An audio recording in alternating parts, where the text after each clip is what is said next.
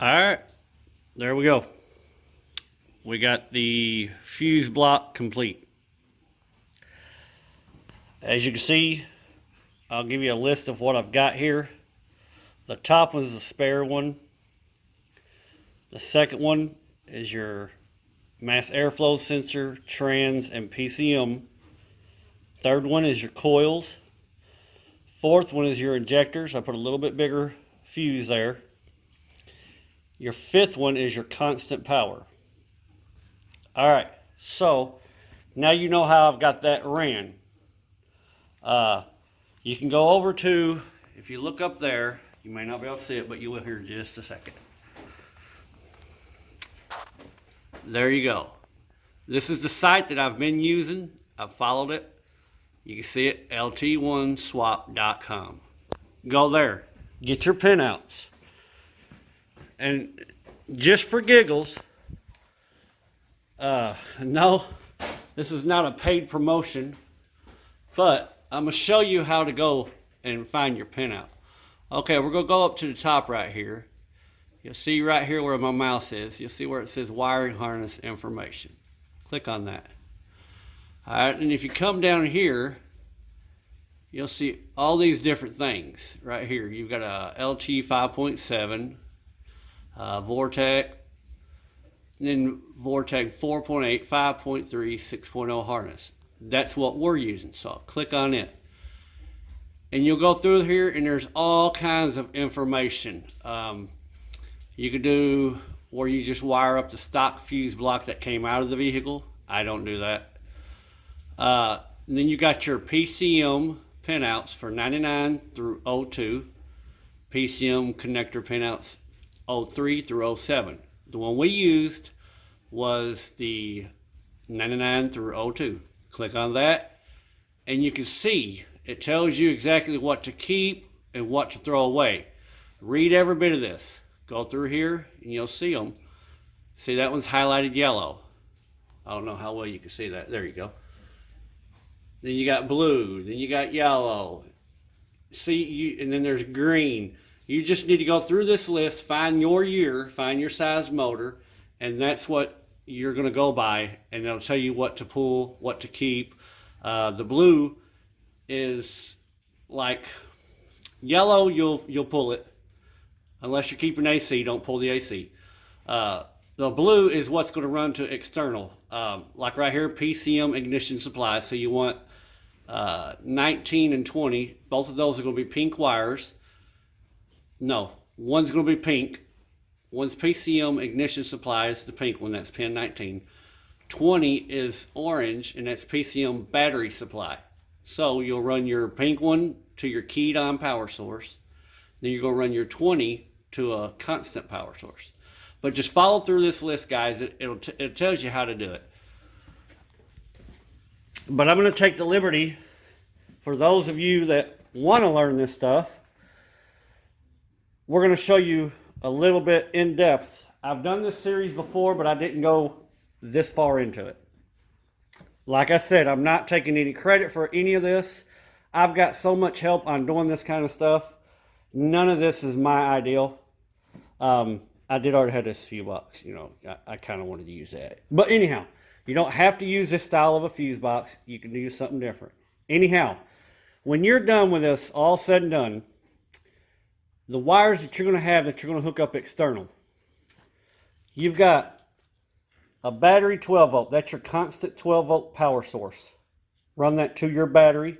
Put an inline fuse in that close to the battery. Do not run that without a fuse on the wire close to your battery. We've also got your key on power right here. This one is going to run, I'm running this to my old distributor wire. That's what I'm going to hook it into. When I turn my key on, everybody knows those square bodies, the distributor's got to have fire, so I'm running it to that. We have a ground wire. That's going to run either to your battery or a really, really good ground source. And that's about it, guys. Stuff that is running into your fuse block. This is things that you are going to power off of your fuse block. The reason why I've got 4 relays here, I don't have 2 of them hooked up yet. These 2 over here are going to be my fan relays.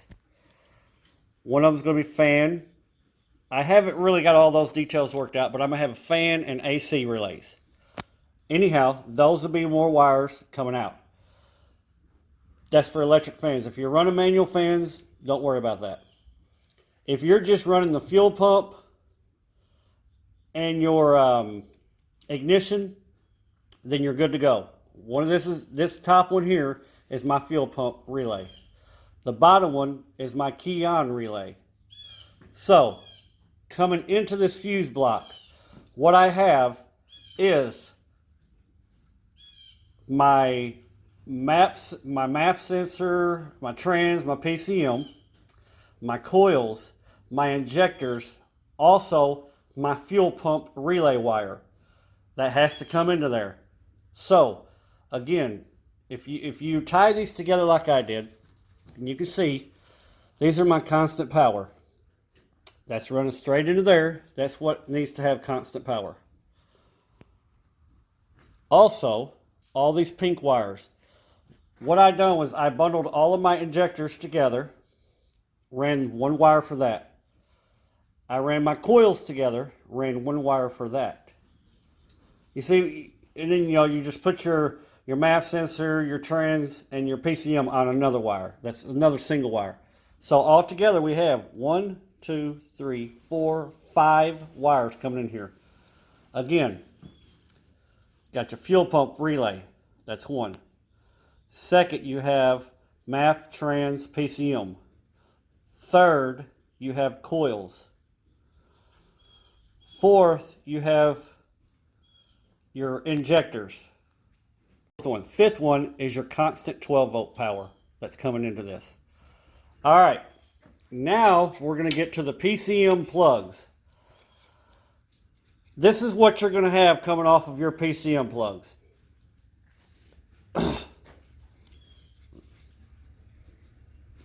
The plug the wire that's going to go to your fuel pump relay is going to be pin 9 on the red connector. We're talking about the red connector here. So just to let you know that. All right. Pin 33. That is going to be your fan 2 relay. That's what's going to run to your relay for your fan 2. You're going to add a pin for this. So you'll put a wire inside of here. All right, next wire that's hanging out. This is my pin 11. This is my AC. If you're not running AC, then don't worry about this.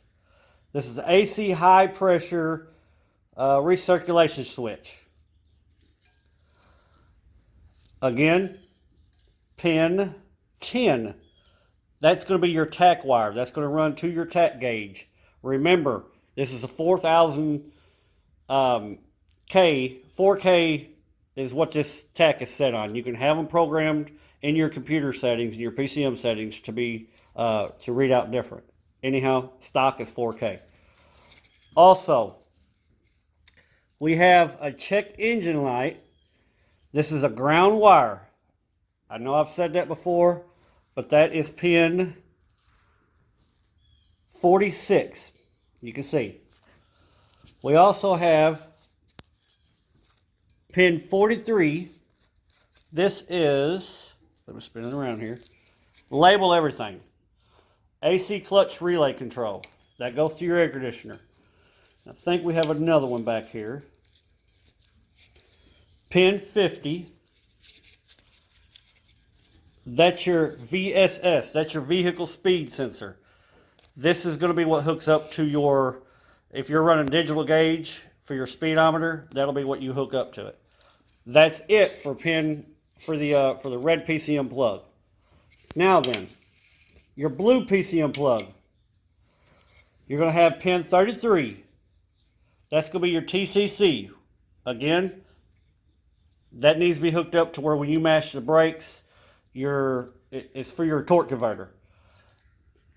Check into that. I'm not going to guarantee you exactly how to hook it up. I just know how I hooked mine up. This one is pin 58. This is going to go to your ODB2 port. This little dongle right here. That will get wired in. And pin 42, that's your fan 1 controller. So that's going to turn on fan 1. Run that to a relay. And that's basically it, guys. I just basically told you every wire that you're going to have off of this standalone harness. Now this is a standalone harness. This is not a plug and play harness, but this is something that you can put on the motor literally and crank it up, providing you have the security system, also known as VATS, deleted off of your computer. If you do not, you're not going to get that thing started. All these wires right here that you see I have not mentioned, this whole bundle here, this is all my AC wires. This little wire here is my oil gauge. This will run to my oil. These three are just ground wires. And then this is my the purple starter wire. Everybody knows what that is. Alright, I'm going to try to explain this the best I can here. This is the bottom side of my fuse block. As you can see, there's a bunch of wires coming over here that's exiting out of the fuse block. Okay, we're going to start with this one right here. This is my key power. Okay, this is my ground. This is my constant hot. We'll start with a constant hot. It's coming in. It's coming to the top relay up here, which this is my key on, my ignition relay, should I say. It's split off, as you can see. There's two of them, and it jumps over here. Now remember, that's a constant wire. Jumps over here and it's feeding this bottom fuse. That's constant. Okay, now with the fuse in, it allows power to come over to this side, which in turn is putting power out to this wire right here, which comes all the way back to my harness to supply power to my constant 12 volt stuff. Alright, the other side, you'll see there's a red wire. It jumps off, comes over here, comes down, and comes into the back of that relay right there. That is my fuel pump relay. So, fuel pump has the power all the time. You have your constant power all the time up here. So, that's our power coming into both of those relays. This blue wire, which is right here, it turns in to a pink wire. That's my 12 volt key power. So basically, when I turn that key on, switches power, and it allows for all of these, right here, this yellow wire, it kicks power onto this, sends it down to all these pink wires right here. Those are all of my fuses that are powering my my devices, such as, you know, your MAF sensor, your coils, your injectors, PCM, trans. That's what all of those are powered by. Okay, now that's out of the way.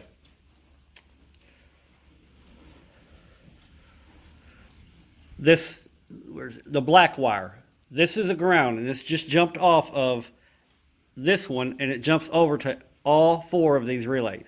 That way I have one main ground that's going to feed all of those relays. Other than that, guys, that's a complete rundown basically of how this is making it a standalone harness. It's not taking it, completely unpinning it, and rerouting everything the way you want it. That's a custom complete harness. This is what they call a thinning down of the harness. So, I hope you guys have learned something. Again, I don't take credit for any of this. I've had several people help me out. So, do your research, watch videos, talk to people. Mainly, go to the lt1swap.com. Until then, guys, that's going to conclude this. All I like now is putting this on my motor. I'll put it on that, and I'm going to run these wires how I want them to go. Like on my son's, I ran all of this stuff here. I ran it underneath the injectors to where you couldn't see any of it. To me, why not hide it, make it look cleaner? But anyhow, to each their own. Again, guys, do your homework. God bless you all. Thank you for watching. If you have learned anything off of this video, please give it a thumbs up. If you don't like it, let me know in the comment section what I could do different. I'm not a professional at doing any of this, but I'm just trying to pass on some knowledge here. Until then, guys, I know I keep saying it. God bless you all. Have a good one.